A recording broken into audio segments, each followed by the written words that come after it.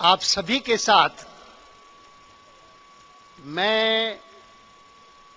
इस सद्भावना मिशन पर अपने बहुत पुराने साथी और आज गुजरात प्रदेश के मुख्यमंत्री के नाते इस प्रदेश को इतनी ऊंचाइयों पर पहुंचाने वाले नरेंद्र भाई को अपनी शुभकामनाएं प्रेषित करने के लिए आया था। तनिक भर भी कल्पना नहीं थी कि इस अवसर पर नरेंद्र भाई के इस सारगर्भित भाषण के बाद मुझे कुछ कहना पड़ेगा, और इसीलिए मैंने अभी अभी आपके सामने नरेंद्र भाई से कहा कि इसकी आवश्यकता नहीं। मैं तो मानता हूं कि आज के अवसर पर आप ही का भाषण यह पर्याप्त था, लेकिन उन्होंने कहा कि सब लोग देख रहे हैं, आपका नाम घोषित हो गया है, आप दो शब्द बोलिए। इसी कारण मैं खड़ा हुआ हूं। जितनी बातें नरेंद्र भाई ने अभी कही, खास करके 6 करोड़ गुजराती जिस ऊंचाई पर पहुंचे हैं पिछले दिनों में, उसका जितना जिक्र किया वह सही है। हिंदुस्तान का कोई प्रदेश दूसरा ऐसा नहीं कि जो गर्व कर सके कि 11% का ग्रोथ हुआ है। दूसरा कोई ऐसा प्रदेश नहीं है कि जो पिछले 8-10 महीनों में जिस राजनीतिक विषय की सबसे अधिक चर्चा हुई है, कि कौन सा प्रदेश है कि जिसने अपने प्रदेश के शासन को भ्रष्टाचार मुक्त किया है, तो इसमें कोई संदेह नहीं कि वैसे तो मैं भारतीय जनता पार्टी के एक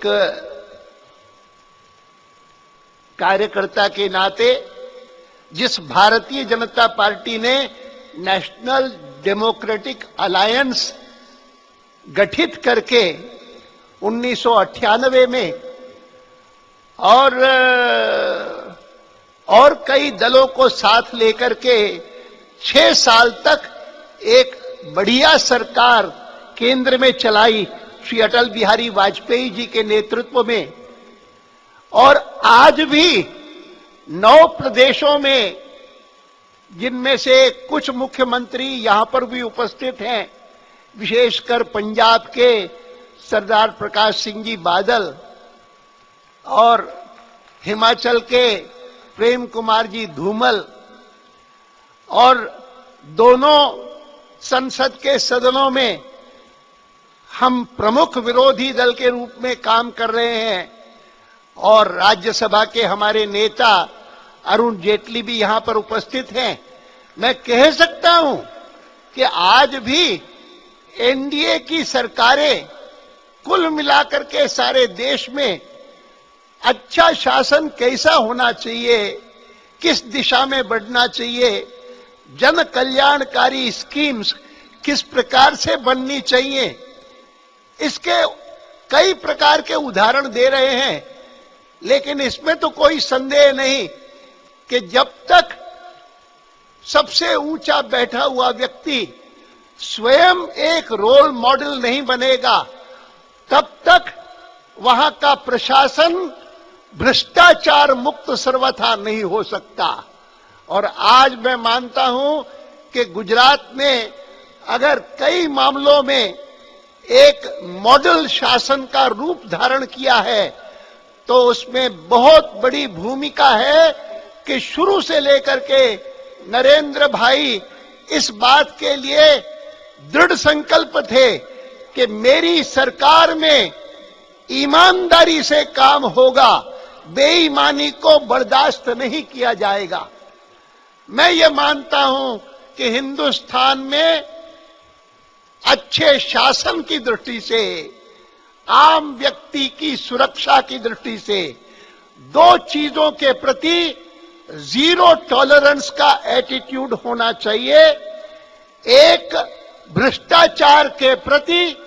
और दूसरा आतंकवाद के प्रति जीरो सहिष्णुता, शून्य सहिष्णुता, ये अपना करके चलेंगे तो जिस प्रकार की कल्पना हम गुजरात के लिए ही नहीं